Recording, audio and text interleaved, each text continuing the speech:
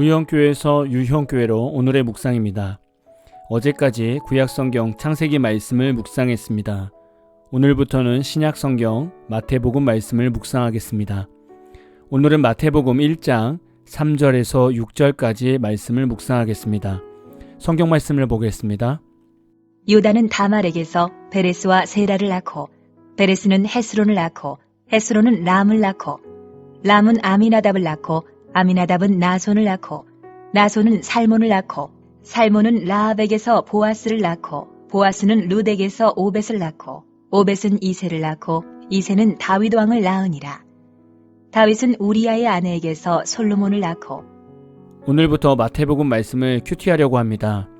마태복음 1장을 보면 예수 그리스도의 계보가 나옵니다. 계보에서 중요하게 보아야 할 것은 첫 번째, 계보 자체를 귀하게 보아야 합니다. 왜냐하면 계보가 있다는 것은 예수님의 탄생이 허구가 아니라 실제라는 증거이기 때문입니다. 여러분의 가문에는 족보가 있으십니까? 족보가 있다는 것은 그 가정의 역사가 있다는 것이죠. 특별히 예수님의 계보는 그 누구의 계보보다 더 중요합니다. 왜냐하면 참 하나님이시면서 참 인간이신 예수님께서 어떻게 이 땅에 오셨는지를 명확하게 볼 수 있는 것이 바로 마태복음 계보이기 때문입니다. 여러분의 가문에는 역사적으로 훌륭한 인물들이 있으셨습니까? 가문마다 훌륭한 인물들이 있으면 그 자손들은 그 명성에 맞게 잘 살아가는 경우도 있습니다. 그리고 자신의 조상 위인 때문에 당당하게 살아가는 자손들도 있습니다. 그럼 예수님의 계보를 보면 이 세상의 어떤 계보보다 훌륭한 인물 중심으로 유다 계보가 만들어져야 하지 않을까요? 왜냐하면 거룩하신 하나님께서 인간의 몸으로 오시는데 훌륭한 인물들 계보에서 나와야 어디서 명함을 내밀지 않겠습니까? 그러나 오늘 예수님의 계보를 보면 마리아를 제외하고도 4명의 여인이 나옵니다. 이 4명의 여인들에게는 공통점이 있는데요. 그것은 신분과 그 행위 등이 불명예스럽고 수치스럽다는 것입니다. 전혀 예수님과 어울리지 않는 계보가 만들어진 것입니다. 첫 번째 여성은 다말입니다. 다말은 유대 가문의 대를 유지하기 위해 자신의 과부 복장을 버리고 창기로 변장하여 시아버지와 관계를 맺고 대를 이은 여인입니다. 그래서 베레스와 세라를 낳은 것이죠. 두 번째 여성은 라합입니다.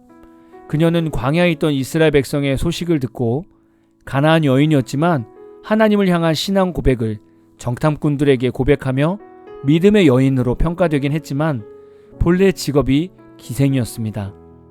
세 번째 여성은 룻입니다. 룻 역시 남편이 죽고 자식도 없어서 자신의 고향으로 돌아갈 수 있었습니다. 그러나 하나님에 대한 신앙 고백과 시어머니 나오미에 대한 사랑으로 진정한 하나님의 백성이 되긴 했으나 유대인에게 경멸을 받는 모압 여인이었습니다. 네 번째 여성은 마태복음 1장에는 이름은 없지만 우리아의 아내라고 나옵니다. 밧세바를 말하는 것이죠. 우리아의 아내 밧세바는 다윗과 간음하게 된 결과 남편을 사망의 늪으로 보낸 여인이었습니다. 모든 여인들의 삶이 그리 좋진 않았습니다. 성적으로 부도덕하거나 이방 족속인 여인들이 예수의 계보에 들어있다는 사실은 우리에게 사뭇 충격적일 수 있습니다. 성경에서 유대 자손들을 이루는 믿음의 여인들이 얼마나 많습니까? 사라나 리브가와 같이 믿음의 여인들이 있는데 어떻게 다말이나 라합, 룻이나 밧세바 같은 여인들이 예수님의 계보에 들어왔을까요? 이것은 여러분도 함께 묵상해 보았으면 좋겠습니다. 사람의 생각으로는 앞에서도 말씀드렸듯이 예수님 계보에 좋은 인물들만 있어야 하지 않을까요? 그래야 우리가 인간 안에서 예수님이 태어나셨지만 계보를 봐서라도 예수님을 따르지 않겠습니까? 현대시대를 예를 들어 본다면 금수저, 은수저, 동수저를 다 제치고 흙수저가 대통령이 되거나 장관이 되는 느낌입니다. 만약에 이렇게 흙수저가 대통령이 되면 어떤 분위기가 생길까요? 아마도 엘리트만 챙기는 삶이 아니라 어렵고 힘들고 가난한 사람들을 챙기면서 모두 함께 일어나는 나라를 만들려고 애쓰지 않을까요? 왜냐하면 자신이 그렇게 자랐기 때문입니다. 예수님께서 이런 계보 아래 오신 것은 참 많은 의미를 우리에게 나타내 보이고 계십니다. 마태복음 9장 13절을 보면 너희는 가서 내가 긍휼을 원하고 제사를 원치 아니하노라 하신 뜻이 무엇인지 배우라. 내가 의인을 부르러 온 곳이 아니요 죄인을 부르러 왔노라 하시니라. 예수님은 이 땅에 오신 것이 의인을 부르러 온 것이 아니라 죄인을 부르러 온 것이라고 말씀하고 있습니다. 이 땅에서 하실 예수님의 사역을 미리 보여주는 것이 예수님의 계보였습니다. 저와 여러분의 삶에는 다말과 같이 버림받고 아무도 찾지 않는 삶은 없었습니까? 저와 여러분의 삶에는 라합처럼 죄로 물든 인생은 없었습니까? 저와 여러분의 삶에는 룻처럼 가정적으로, 환경적으로 내설 것이 없는 사람은 아니었습니까? 저와 여러분의 삶에는 밧세바처럼 내 결단이 부족하여 나로 인해 다른 사람들이 고생하고 손해보는 일은 없었습니까? 우리는 예수님의 계보에 나와 있는 여성만큼 인생 자체가 죄 가운데 빠져있던 삶이었습니다. 그런데 하나님은 이런 성경의 여성들과 우리들을 예수님을 통해서 하나님의 자녀가 되게 하셨습니다. 성경 시대 때에는 여성들이 인정을 받지 못했습니다. 인원 괴수에도 여성들은 들어가지 못하는 신분 계층이었습니다.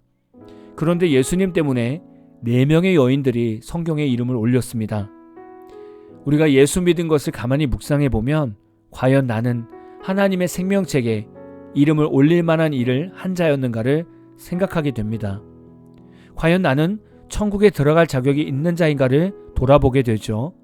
아무리 생각해봐도 우리는 천국에 들어갈 자격이 없는 사람들입니다. 그런데 지금 보십시오. 우리가 하나님을 찬양하고 있고 예수님과 동행하며 천국 소망을 가지고 있습니다. 지금 우리 눈에 보이는 성경에는 우리의 이름이 없지만 천국의 생명책에는 저와 여러분의 이름이 새겨져 있습니다. 이 얼마나 큰 은혜이며 영광입니까? 예수님께서 이 땅에 오심으로 인해서 이스라엘 백성뿐만이 아니라 이방 민족에게까지 복음이 전파되었습니다. 또한 어떠한 죄인도 예수 이름만 믿으면 구원을 얻을 수 있게 되었습니다. 이것이 복음이요 생명이며 우리가 살 길인 것입니다. 이제 한동안 마태복음을 묵상합니다. 마태복음을 묵상하면서 예수님을 더 깊이 만나고 알아가는 귀한 시간이 되시기를 진심으로 소망합니다. 오늘 마무리 찬양은 마커스 워십의 예수 예수라는 찬양입니다. 찬양 후에는 잔잔한 연주곡이 있습니다. 말씀을 생각하면서 기도하는 시간을 가져보십시오.